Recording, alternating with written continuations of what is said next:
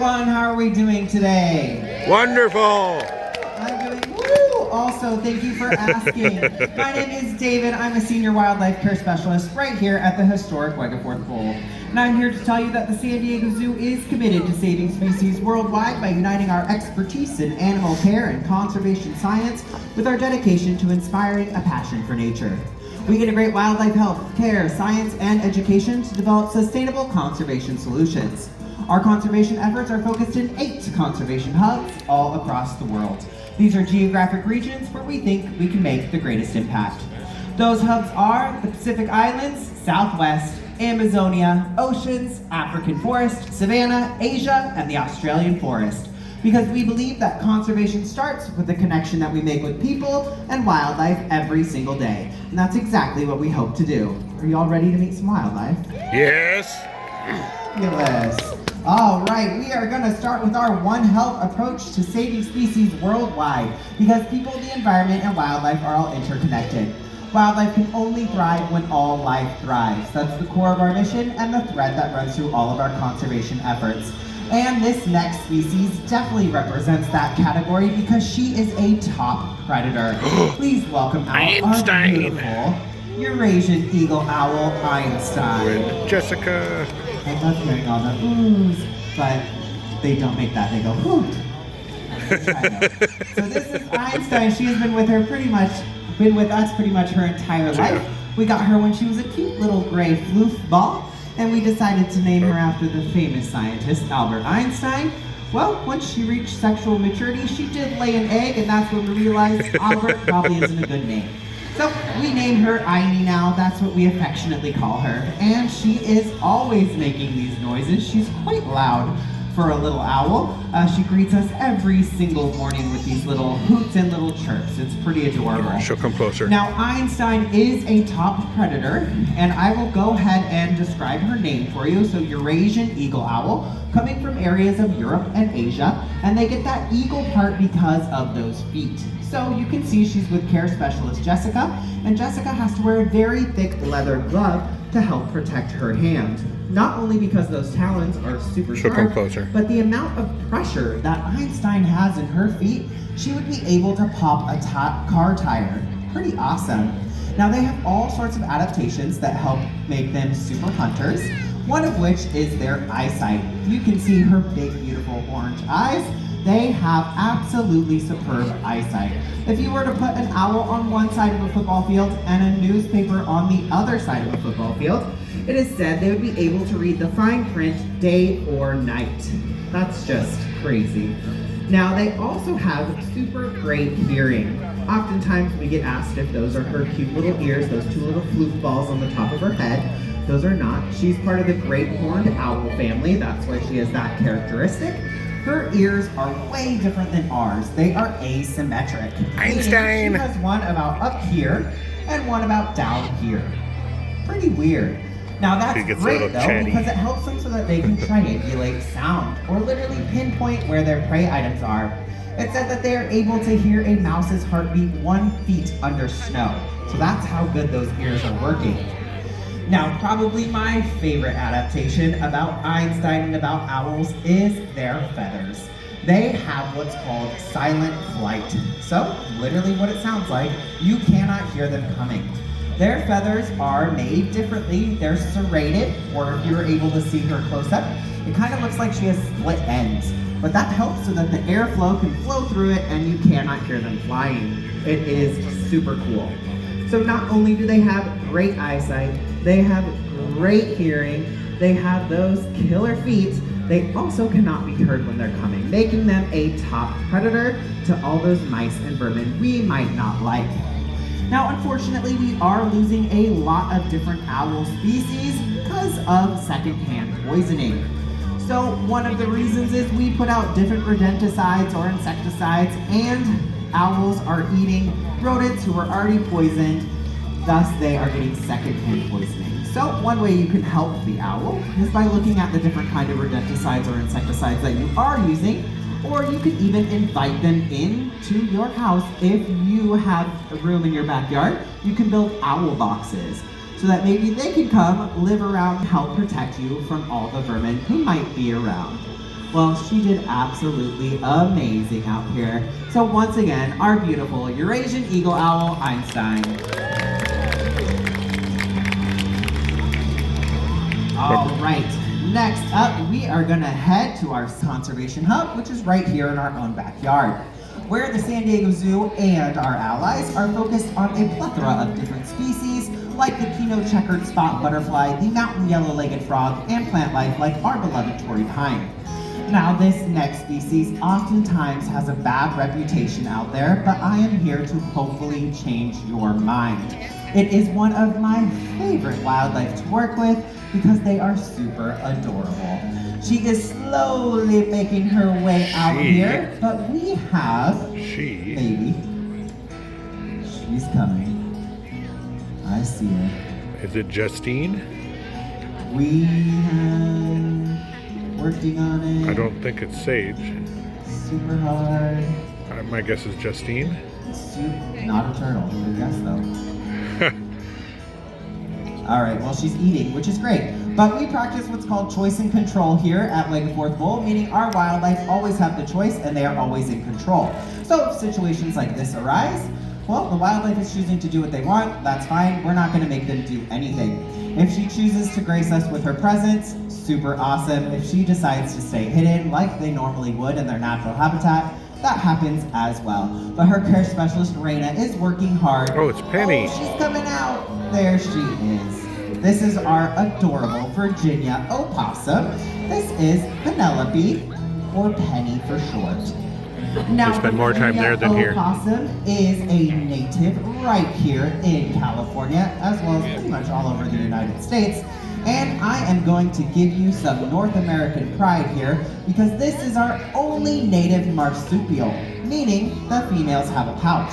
So you are looking at Australia has kangaroos, we have opossums. Woo-hoo! Be proud, that's our marsupial, everyone. Now, opossums are super duper great for our environment. They live hard and they live fast. They do all sorts of things to help people, believe it or not. Now, first and foremost, you might notice that I am saying opossum. I'm stressing that O. Oftentimes they're called possums, but technically, possums are found in Australia. Opossums are right here in the United States. Although we've adopted possums and no one's gonna judge you except for me, so you choose. Now, she is out here and you can see some of the adaptations on her. She had really big ears. They have pretty great hearing, and we're using that to do some training with her. So we make a sound and she comes to that sound and she gets reinforced with some of her favorite things, which today it looks like it is a capelin, so some fish. So they eat everything. Now, some of the things that they do for us is they eat all sorts of different kinds of insects. One of their favorite types of bug to eat is the tick. They can eat up to 5,000 in a single season, which is great for areas where Lyme disease might be prevalent. That is like one of their favorite snacks. Now, they also are the reason that we have anti-venom. So if you've ever heard of a dog or a human needing to be administered anti-venom because they've been bitten by a venomous snake, thank the opossum, because opossums can be bitten by rattlesnakes multiple times and survive to tell the tale. We studied their blood, we found a special peptide, and we were able to derive anti-venom from it. Pretty super cool. Now, we don't have it for every single species of venomous snake, but they are working on a universal anti-venom, which would be awesome if they do come to that conclusion. Now, right now, you can see her super duper cute tail, probably my favorite feature on an opossum. They can use that to help them climb. When they are young enough, it is true they can hang upside down, but once they reach a certain weight, they can no longer do that. But they do use it kind of like a fifth limb to help them balance when they are climbing different areas, like your fence maybe. Now, they are the mammal with the most teeth. They have 50 razor sharp teeth, which they use to eat all sorts of different kinds of things, which they can help in our area, also eating mice, rats, and those insects like I mentioned. Now, if you've ever heard of playing possum, it's true, it is a real thing, or playing dead. It is a feature that the possum does whenever they are scared or threatened. they will literally fall over. Their tongue might stick out. They'll lower their breath, lower their heart rate, and they will excrete a super smelly smell from their behind, all in hopes of that whatever scared or threatened them thinks that they're dead and leaves them alone. So if you ever find a possum in your backyard maybe, and they're, look like they're dead, give it a couple minutes, maybe they'll pop right back up. They might just be having that normal reaction that they have. It's actually involuntary, so sometimes it just happens.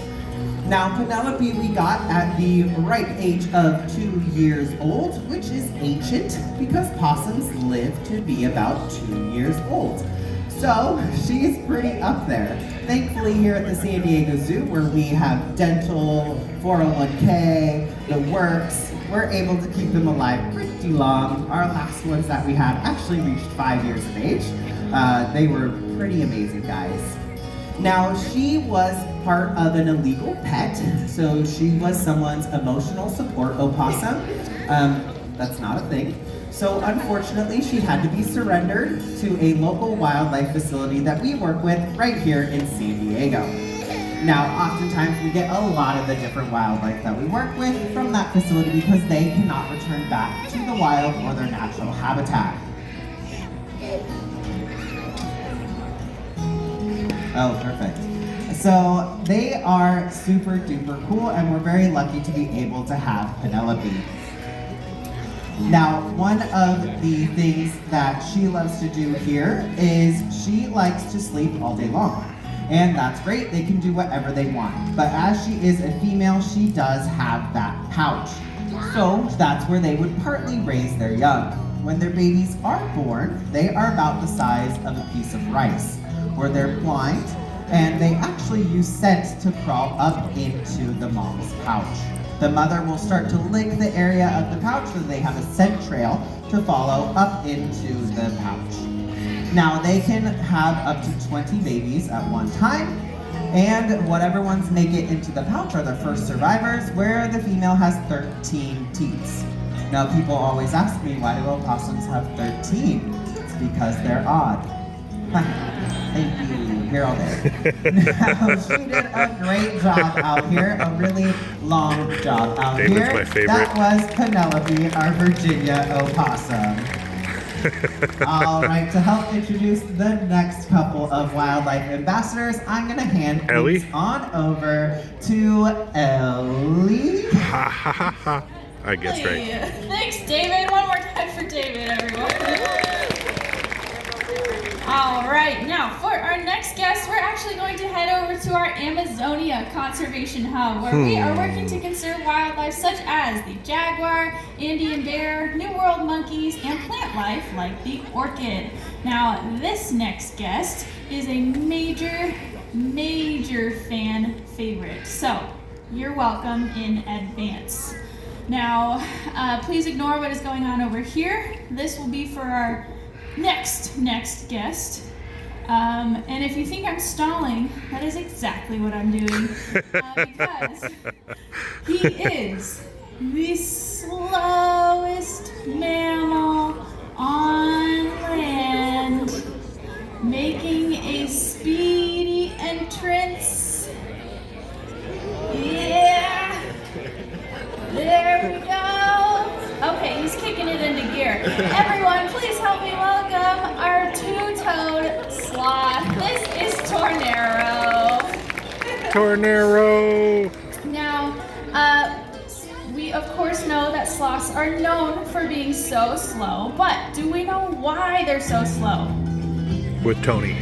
It is because of what they eat. Now, out in their native habitat, sloths will only be eating a very strict diet of leaves, stems, and the occasional flower. That's not very nutritious if you think about it, right? It doesn't give you a lot of energy. So, in order to save what little energy that they do gain from this diet, the sloth will just rest for most of the day. They can sleep up to about 20 hours a day, and those few hours that they are awake, they will be doing only a little bit of this while they are munching on some plants. Here we go, he's kicking it into gear. That is almost top speed. I wish that was a joke, everyone. This is pretty fast. Now, of course, Tornero here gets a much healthier diet at the San Diego Zoo than his native counterparts. He eats a very wide variety of vegetables, even more than I do personally. He loves, let's see, yam, jicama, squash, cucumber, Sloth booty. Broccoli, eggplant, but one of his favorite treats is the hibiscus flower. Now, not only is it very adorable when he eats it, but he absolutely loves them. There it is. So cute. Nom nom nom. Down the hatch. We just get to see his butt.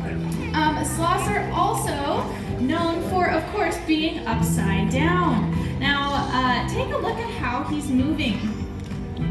If you notice, he puts his back leg right up against his front leg. That is because sloths don't have the best eyesight. So in order to help them navigate through the very thick rainforest, they actually have to test every single branch hold that they're going to use. So with this logic, if my front limb is safe, then my back limb must be safe to put there as well. So it's a pretty interesting way to watch them move. Now, of course, being built for a life upside down, they have incredible not only grip strength, but also core strength. They are able to hang themselves just from their back limbs, or two limbs, front or back, I should say. There, better it is view. pretty impressive, just like hanging from the monkey bars. But you also might notice that he has those nice long claws. I did say he is a two-toed sloth. If you take a look at how many toes he has in the back, his name doesn't make very much sense because he has 3 toes in the back. What is that about? We're not sure. There is, in fact, a 3-toed sloth out there, but the difference is the number of toes on the front limbs. So if you're ever wondering, you can just count how many toes they have in the front, or the 3-toed sloth is actually much more popular in cartoons or merchandise. They're the ones that have the bands across their eyes, so that would be a 3-toed sloth. Where Tornero and the 2-toed sloth is a little bit more brown color. Now you might notice he has very luscious blonde locks. He gets those from his father, Brad Pitt, who again was named for those beautiful blonde locks, and Tornero inherited a lot of those. So he's pretty handsome around here. Now he might stop and snack on the trees over here, and that is totally fine. But for our next guest, we are gonna give Tornero a golf clap, not to scare our next guest. So one more time for Tornero, our 2-toed sloth, everyone. Perfect, thank you so much. All right, hopefully today you are in for a treat because we are trying something that we've never done yet, because we have not only a superstar over here, but we hopefully have River? another guest joining us alongside her. Now, to introduce our first guest, this, everyone, is going back to our One Health approach to saving species worldwide, because she is a keystone species. Has anyone heard this term before?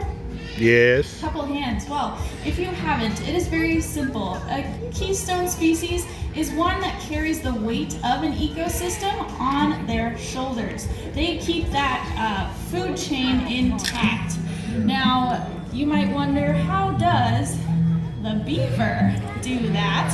Well, it is by creating habitats for other wildlife. Now, of course, the beaver is known for building dams, of course, but by doing this, they create new waterways, they create new habitats for other wildlife that depend on them. Now, this, everyone, is, like I said, our superstar. This is Justine Beaver, everyone. Yes, incredible name. She is about 15 years old, right about when Justin Bieber was in his prime. So whoever came up with that name, it is incredible. Not only is she our superstar, she's hopefully going to be helping coach our extra guest, our bonus guest, if he makes it. River! This back here is another care specialist with, I can't see him yet, but I don't want to scare him, This, everyone, hopefully is going to be our newest beaver. This is River, who is only about 2 years old. This will be his first presentation debut. So we really appreciate everyone being nice and quiet. This is only his second time hearing this microphone and music and whatnot. And we are working really hard to get him comfortable. That is why we have these little blockades out here so he doesn't sprint in the water and we are never able to get him out. But on the other hand, Justine River is the brother to as I said, she's about Rogue 15 and Willow. years old, and she has been here almost her entire life. So she might take a dip and enjoy the pool, but we are very confident in our ability to get her back out of the pool. So. But let's talk about the beaver. So not only do they build dams, but what a lot of people don't know is that beavers actually don't live inside of their dams. They build a completely separate structure called a lodge. Now this is where they will live, and typically that lodge will be in the middle of the body of water that the beavers have created. So there are only underwater entrances, making their house very, very safe There's from River. land predators. Now, Focus, you of stupid course, thing. beavers are adapted very well to a life in the water and on land.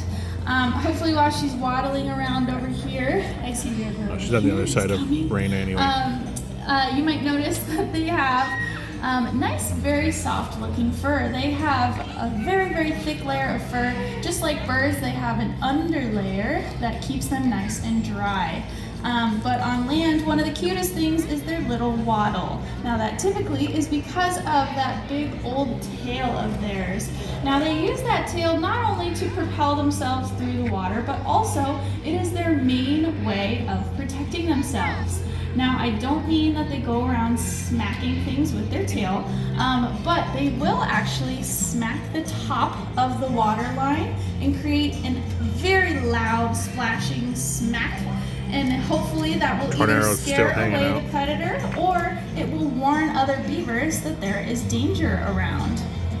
Now hopefully as she finishes that snack and maybe takes a dip, we'll see, you will notice that she has webbed feet in the back. There she goes. Now take a look at how she swims, everyone. It is one of the cutest things about beavers. They actually don't use their front limbs to paddle. So, almost like a dog, they will only use their back feet. It is the cutest thing ever. There she goes. Oh, so cute. But as a beaver is a rodent, everyone. They are the largest rodent in North America. Does anyone know the largest in the world? Very quietly. Capybara, yes.